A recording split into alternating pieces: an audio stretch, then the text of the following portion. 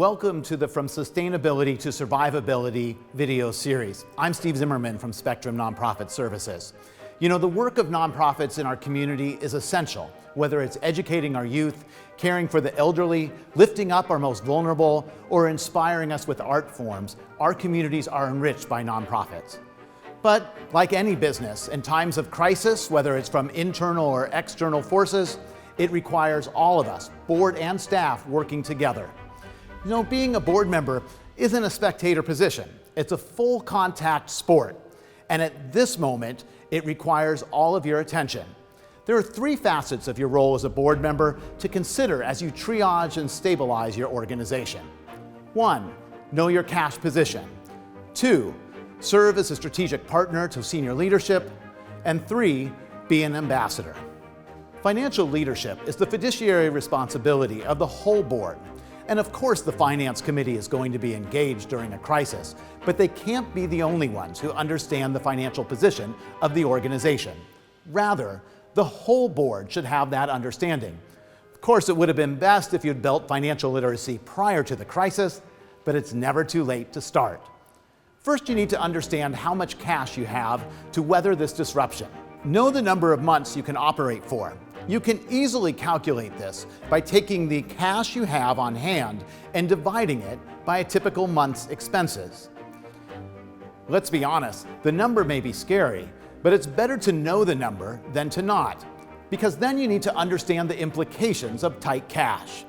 Be willing to think through strategic options for the organization moving forward, leverage relationships to generate revenue, and offer skills for crisis management, such as communication, HR, or legal services. At all times, but especially in crisis, it's important that the board serve as a true partner to the staff. Of course, while doing so, you need to respect the boundary between governance and management. As a board member, you need to be a thought partner with the ED, sharing a passion for the mission and seeking to listen and understand as you offer support. Ask reasonable questions. What do you need from the board? You don't have to offer solutions or, if it were me, I would. Frankly, those conversations aren't helpful at this time. And third, be approachable and available to the CEO and support them publicly. That said, you should still partner with senior management and fulfill your role as a strategic partner, leading the organization into the future. Some questions to think about in this process include, what is our core?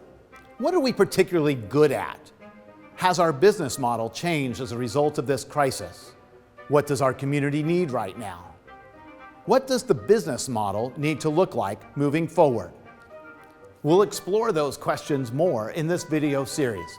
You know, information during a crisis is constantly changing, so it's important to have the right attitude and recognize that this is an iterative process that's going to be constantly evolving. Which brings us to our last point for a board member: be an ambassador. Let's be honest, a board member should always be an ambassador, but especially at a time of crisis, they need to reach out externally. When you're communicating, make sure you know your audience. Speak honestly and confidently.